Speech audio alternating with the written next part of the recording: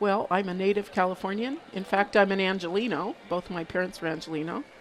And I was born here in Los Angeles. I entered the Religious Sisters of Charity in 1967. And currently, I'm involved in spirituality ministry, so I give workshops, parish missions, retreats, and I do spiritual direction. But also, I do human trafficking work. You know, a lot of sisters throughout the world noticed about 20 years ago that there was this growing hidden crime where a lot of people were being forced into slavery, labor, and sex trafficking. And so a lot of sisters decided to look for the latest need, what need was not being addressed, as we did before with the HIV crisis in the early days. And so we made a commitment to fight human trafficking. So a lot of my ministry time is dedicated to raising awareness of human trafficking in our own neighborhoods, in our own parishes, and our schools, as well as befriending and walking with and learning from, I would say mostly, learning from survivors. So yesterday, I had two young women from the United States here who were born and raised in Kansas and Kentucky who shared about being trafficked when they were young women, one when she was a young girl. And listening to those stories always touches my heart, but more than that, it moves me into action. And I noticed, like yesterday, the whole shift, you know, as we do good missiology, as we do good ministry, we're always learning from the people that we accompany. And I can honestly say I've learned more about human trafficking from these women survivors and how the best way to approach it and the best way to appeal to people to notice it. Well, you know, what shocked me actually was listening to one of them who was trafficked, tortured, used for sex, sold for sex. And she is now getting her master's in social work. She's married, and she said, there are no bad people. I was taken back because I'm thinking, oh, if somebody tortured me, and she said, no, there are no bad people, and everybody has a story. And in this year of mercy, we're all talking about moving in that direction of being more compassionate, more accepting, less judgmental. And to hear someone who endured something so horrific say that she has forgiven and that nobody's totally bad. It just shocks me. I mean, it always challenges me. And the other thing about them is they have endured such incredible trauma and PTSD, but I see in them post-traumatic growth, which they say is more prevalent than PTSD. And I always think with all the sufferings we endure and all the crises, it will never come close to what they've endured. And yet they are resilient now. They have hope. They're serving the community. They're advocates. They're telling their story. And they're leaders in the country. We have a national survivor network. And I tell people it's like Holy Saturday spirituality. You know, we have Good Friday services, and then everybody rushes to put the lilies in place and sing the hallelujahs and start practicing for Easter Sunday. And we don't sit in that place of pain, the Holy Saturday moments where we're numb and there is no presence. And these women have learned with their post-traumatic stress disorder to wait for the healing, and they encourage us to not to rush people. I think in the year of mercy, we have to remember everybody has their own story. And we can't rush people into being who we think they should be, or to just saying, just forgive, or rushing them into healing when it takes time, a long time to heal from something traumatic. We've had cases in every single one of our 50 states of child sex trafficking. And we know that trafficking also involves labor trafficking. Like recently I found out on our tobacco farms in the U.S. we have children who are working in those fields, and there are a lot of toxic chemicals. I think what we can do as individuals is to keep our eyes and ears open. I've had survivors tell me it was one neighbor who made one phone call, and they were rescued. And so in our own neighborhoods, in our parish communities, and our schools, if we keep our eyes and ears open, and we notice the neighbor who has a domestic maid or someone working at the house who never seems to get a day off, who does not go home somewhere, who's afraid to talk to us. If we pass by walking the dog or taking a walk, we say, hi, how are you today? What's your name? And they're looking down and they're terrified to talk. That I think as ordinary human beings, we owe it to each other to be on the lookout and make that one phone call to the hotline which could save a life. I've met these people. Now they're men and women. And our young boys are being trafficked now too. A lot of them through social media. And where they do this is the mall, big time, movie theaters, baseball games, football games. I'm always amazed when I think in the general public, we're out shopping and there's somebody saying, oh, I've got this great reality TV show starting and you'd be perfect for the role. Come for an audition. You know, so I think as human beings, we need to be aware and alert. We need to have conversations with each other about the reality of this because it is huge. We don't know the numbers because there are a lot of people still behind closed doors. So if we're all responsible, we could end this. And Pope Francis has made a huge appeal to the whole world to fight human trafficking. He saw it. He has seen it. And so I think we have an obligation to lift up this issue. If we really care about life and we're pro-life, we'll care about little children whose lives are in danger.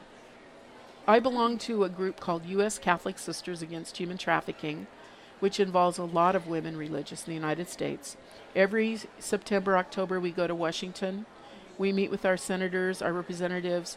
We sit down with them. We push legislation that protects children. We push legislation that has to do with human trafficking awareness. And so we do that. We also have a lot of women religious who have shelters for people that have been trafficked. And we don't call them shelters, we call them houses and communities. And we do a lot of that direct service, but we are also trying to build an underground railroad, just like the early days in our history. But this underground railroad, we're trying to look for jobs and for education for our trafficking survivors. Because once they're rescued and they go through a healing process, they need a job. And a lot of them need education. So we were trying to find universities and colleges that would give one scholarship to a trafficking survivor. And our healthcare systems, our Catholic healthcare systems are huge. So some people got entry-level jobs in those. So we're doing multifaceted approach, advocacy, education, awareness. We are providing direct services. We're providing follow-up aftercare services. But as Catholics, we try to have good missiology. Remember the old days, going to the missions or bringing the good news. And then we learned there is so much for us to learn from the cultures where we were present. And there's so much we can learn from the people. So now we call it survivor-informed advocacy, survivor-informed care. So that whatever we create for the human trafficking issue, it's the survivors who give us the guidance and the wisdom about that ad. Is that a provocative ad? Is that just sensationalizing sex trafficking? What about the labor victims? And so we're trying to do good ministry, which is survivor-informed outreach. Missiology is the theology and the spirituality about being sent. And you know, as people have done missionary work, like I spent 5 years in Zambia. I went from Ireland. Now I'm a native Californian, but I taught religion in Ireland. I love to say I was a missionary to Ireland because, you know, they think they're of the missionaries going out the rest of the world. Yeah. And then I went from Ireland to Zambia. And in the old thinking, the missiology was, well, you're sent and you come and you educate and you bring the good news and tell the people the truth. Mm-hmm. But now, more current thinking, or at least the last 30 years, is that when we go to a place, we discover Christ present there already in the culture.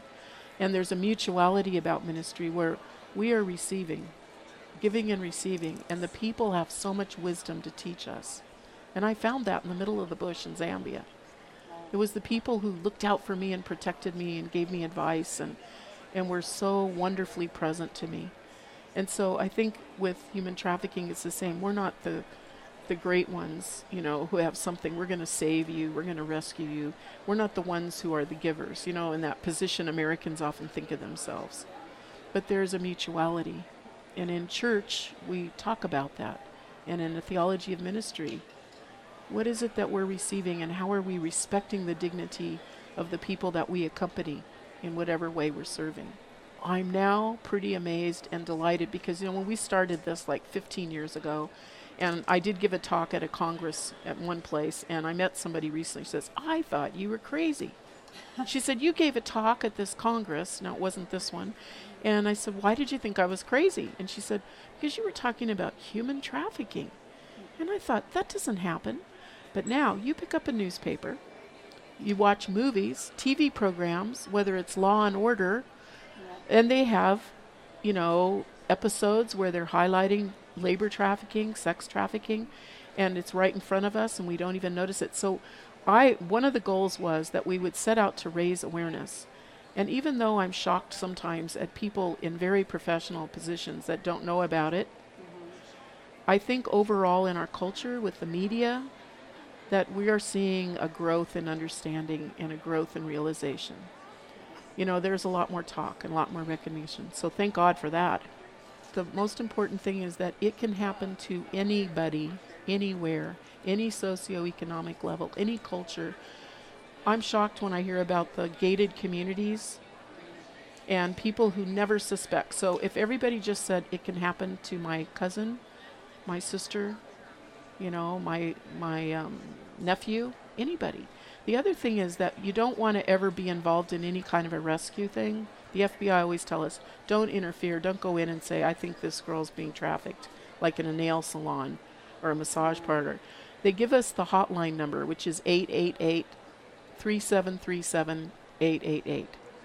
And they tell us if we're suspicious. I think if everybody had their eyes open and if we thought we saw something suspicious and called that number to report it, or your local police, and there's also a text message, be free. If we all did that, I know they've cleared it out of some high schools because now high school students recruit high school students and junior high are recruiting junior high. And I know in San Diego, there were some activists who took on 1 or 2 high schools and the traffickers never go near there now. Wow. They know. So if each of us, one thing is, if we put that in our cell phones, that number, and if we're suspicious, if a child's not going to school, or we're suspicious that a child in the Girl Scout troop or the parish community looks traumatized, fearful, anxious, doesn't sleep, is acting out, to kind of wonder what's going on with her. We've even tried to educate our Catholic health system because little girls were in there with all kinds of urinary tract infections and diseases. Who gets those when you're 6, 7, 8 years old? You know, people need to ask questions. So one of our hospitals here, we had training, and I know some of the healthcare systems are doing systematic training, and they told me, I know we had training on Friday, that by next Wednesday they identified about 5 or 6 people. You know, like they come in the emergency room and there's somebody with them, either an adult man or woman, and they answer the questions for them. And the one that's trafficked is afraid to answer. So they say, tell him, excuse me, I need to see this patient alone, and to try to get them to talk. So we don't want to interfere in actually rescuing. That's for the police and the FBI. But what we can do is report suspicious activity.